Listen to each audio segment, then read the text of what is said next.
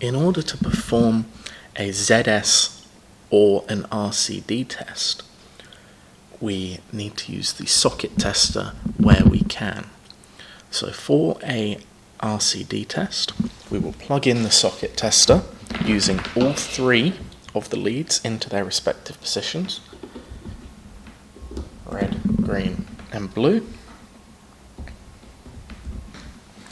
And we then have to perform 4 tests. Only 2 of these tests are going to trip your RCD and require resetting it.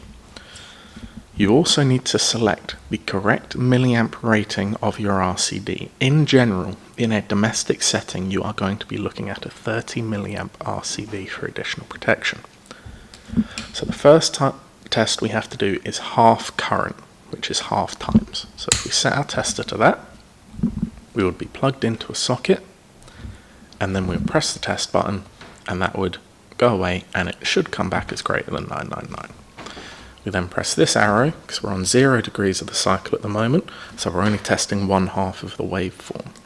If we press this, we get to test the other half of the waveform, and repeat the test. We then go to 1 times, which should trip your RCD. So we've got 0 degrees, and then 180 degrees.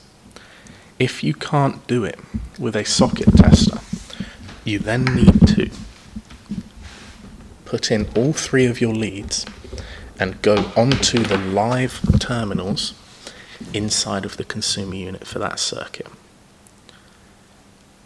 We then go on to our ZS test, which we would perform exactly the same through a socket. The only difference is we change our reading to lined protective earth, and up here we'll change it to Z. We're then able to plug our socket in and get our reading, but if we can't do this, then we will calculate the ZS in order to not work live.